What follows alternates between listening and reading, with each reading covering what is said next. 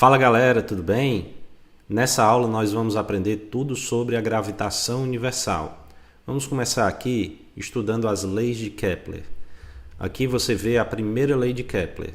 Vamos observar aqui a animação, que a gente tem o movimento da Terra em torno do Sol.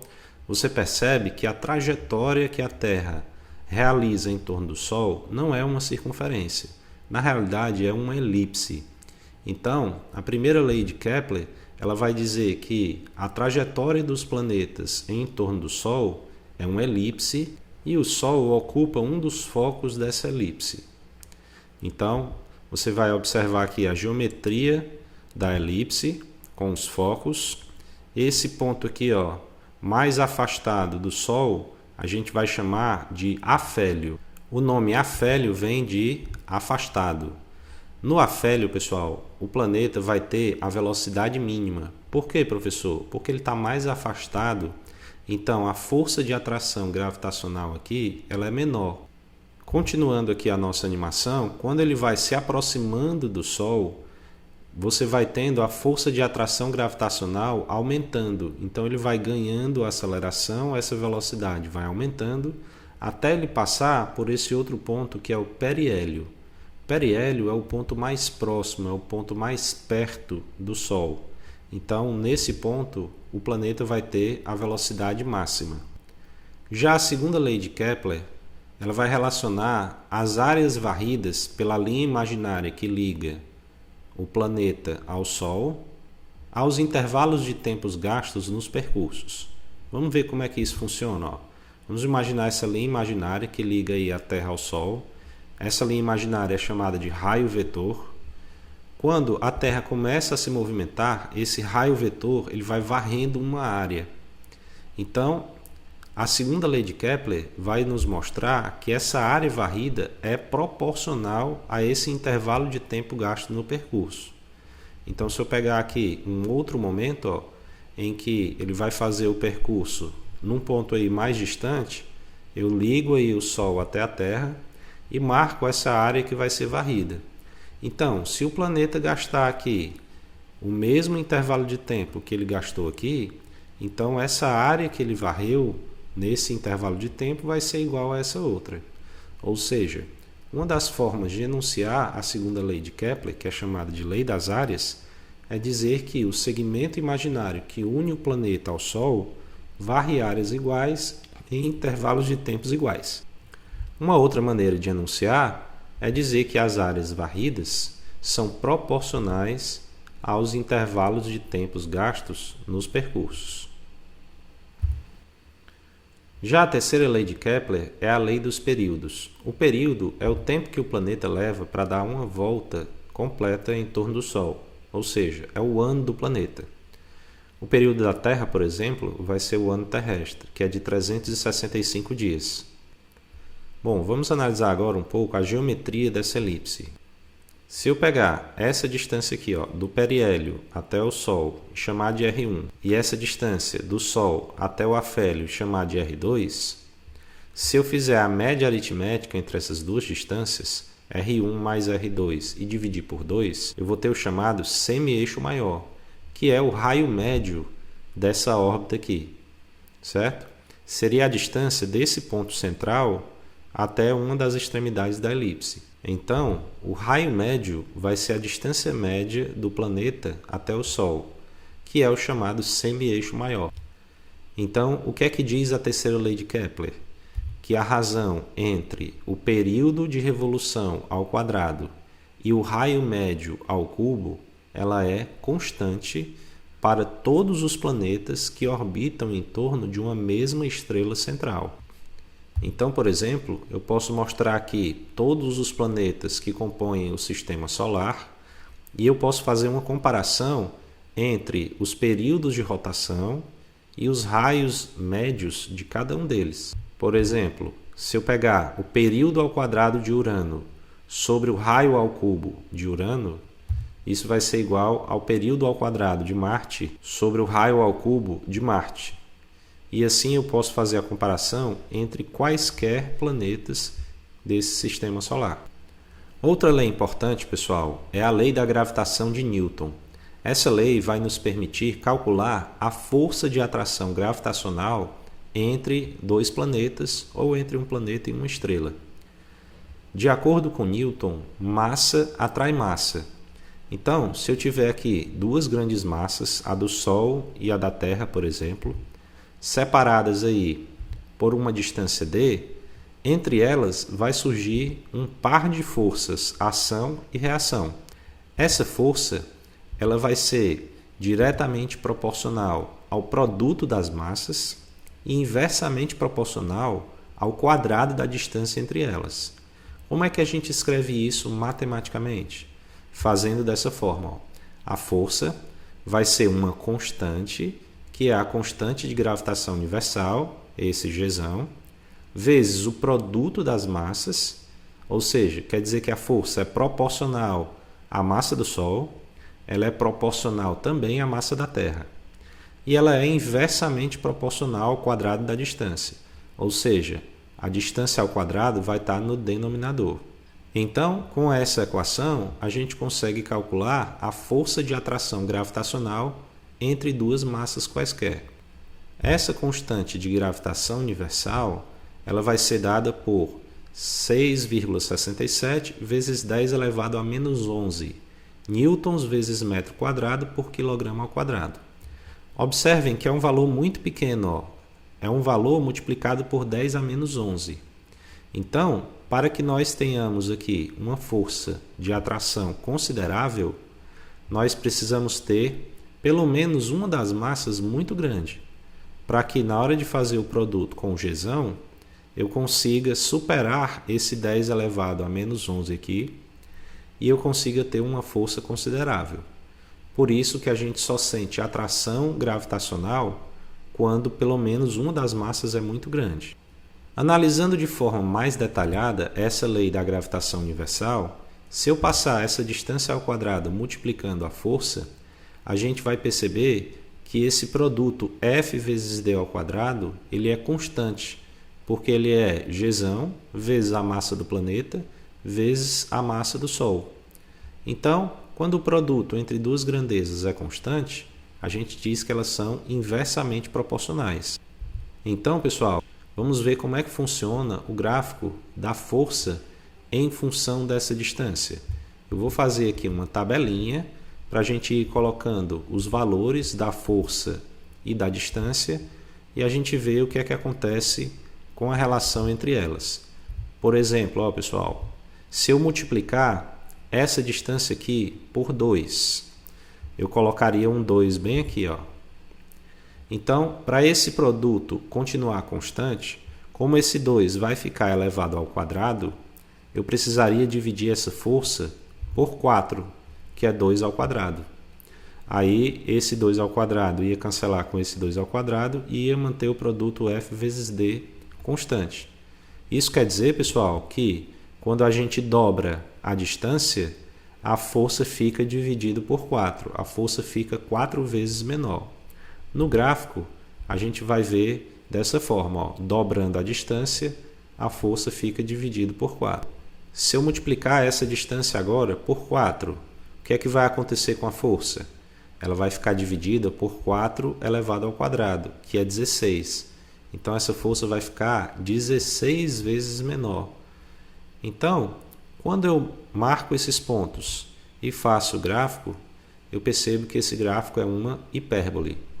Percebam, então, que essa hipérbole ela nunca vai tocar o eixo x e também nunca vai tocar o eixo y. Beleza?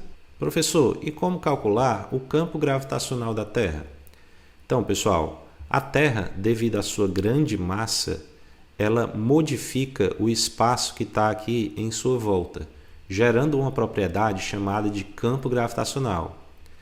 De forma que, ao colocar uma massa, essa massa sente esse campo gravitacional, recebendo uma força de atração, que vai apontar, ó, na direção do centro da Terra. Essa força é o que a gente chama comumente de peso. Então, o campo gravitacional ele vai estar na mesma direção e no sentido da força de atração gravitacional.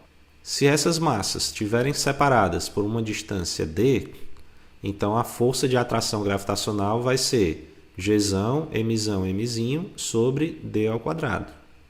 Só que, como eu falei para vocês, essa força de atração gravitacional é o peso. Então eu posso dizer que ela vai ser a massa desse objeto aqui, que no caso é a Lua, vezes a gravidade.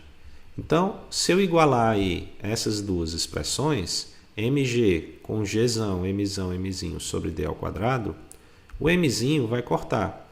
E a gente vai encontrar essa expressão. Vamos puxar aqui um pouquinho para cima. A gravidade a uma certa distância d do centro do planeta é gzão, mzão sobre d ao quadrado.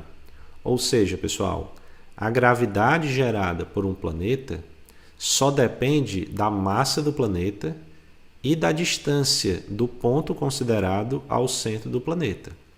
Ou seja, essa gravidade não vai depender da massa que eu colocar nesse local. Só vai depender da massa do planeta que gera o campo gravitacional. Então, explorando mais um pouquinho essa ideia do campo gravitacional, vamos pegar aqui um ponto X que está a uma distância d do centro da Terra. Então, digamos que ele esteja a uma altitude h em relação à superfície da Terra. Então, eu posso dizer que o campo gravitacional gerado nesse ponto vai ser Gzão, Mzão sobre d ao quadrado. Só que essa distância d, pessoal, eu posso dizer que ela vai ser o raio do planeta mais a altura h que esse ponto vai estar em relação à superfície da Terra. Então, ó, eu coloco o raio mais a altura no lugar da distância d. Então, em algumas questões, a gente vai usar esse formato, que a gravidade vai ser gmzão sobre r mais h, tudo elevado ao quadrado. E, à medida que eu pego um ponto do espaço e vou diminuindo essa altura, se essa altura, ó, chegar a zero, então eu vou ter um ponto na superfície do planeta. Então eu vou chamar de G0 a gravidade na superfície do planeta, que é Gm sobre r ao quadrado, onde r é o raio do planeta. Na Terra, o valor da gravidade é próximo de 9,8 metros por segundo ao quadrado. Em geral, as questões vão arredondar esse valor para 10 metros por segundo ao quadrado. Uma outra situação interessante da gente observar é o cálculo do campo gravitacional no interior de um planeta. Então, ó, vamos pegar aqui um ponto que está dentro do planeta Terra. Então, observem que o planeta tem a massa mzão, mas aí eu vou pegar aqui, ó, uma esfera interna que passa por esse ponto onde eu quero saber o valor da gravidade. Então, essa esfera vai ter uma massa interna e vai ter um raio interno Rzinho. Pessoal, a gravidade nesse ponto ela vai ser devido apenas a essa massa interna. A massa externa a esse ponto não gera campo gravitacional nele. Então, para analisar a gravidade nesse ponto interno, eu vou precisar da massa específica do planeta, μ, que é a densidade do planeta, que a gente escreve como massa sobre volume. Então, eu vou pegar a massa interna do planeta e vou dividir pelo volume dessa esfera interna. Continuando então aqui embaixo, essa massa interna eu vou dizer que é a massa específica vezes o volume da esfera. Vamos lembrar que o volume da esfera é 4/3 de πr ao cubo. E aí, colocando aqui, eu vou poder substituir essa massa interna no valor da gravidade nos pontos internos. Eu vou poder passar esse r ao quadrado multiplicando.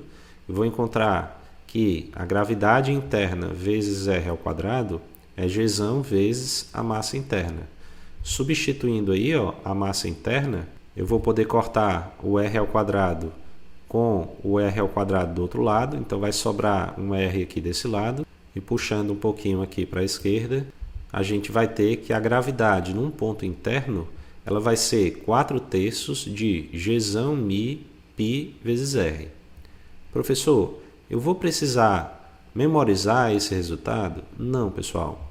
O que você vai precisar memorizar é que a gravidade num ponto interno, ela é um valor constante, 4/3 de Gzão μ vezes π, tudo isso é constante, vezes o raio. O raio é que é variável. Você pode aumentar ou diminuir essa distância aqui, ó, ao centro da Terra. Então, o que você vai memorizar é que a gravidade num ponto interno é uma constante K vezes o raio R, ou seja, G interno igual a K vezes R. Dessa forma, você percebe que a gravidade interna é diretamente proporcional à distância do ponto ao centro do planeta.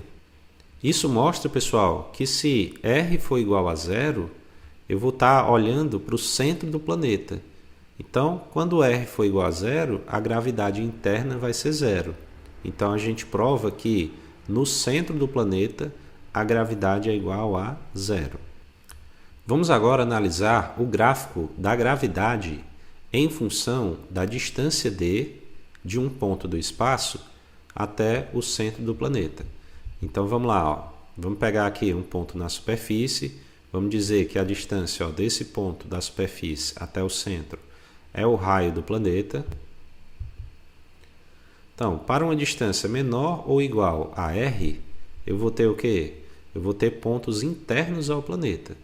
Nós vimos que para pontos internos a gravidade é proporcional à distância r ao centro do planeta. Então, o gráfico tem que ser uma reta. Por quê? Porque nós vamos ter uma função do primeiro grau. Então, observem que a distância aí está elevado a 1, é uma função do primeiro grau. Então, quando eu vario essa distância até o centro do planeta, o gráfico ele vai variar como uma reta. Então, observem aqui, ó, à medida que eu vou aumentando essa distância, a gravidade vai aumentando linearmente, até chegar à gravidade na superfície, que no caso da Terra é aproximadamente 9,8 metros por segundo ao quadrado. Então, esse primeiro trecho mostra o comportamento da gravidade no interior da Terra, indo de zero no centro até 9,8 metros por segundo ao quadrado na superfície.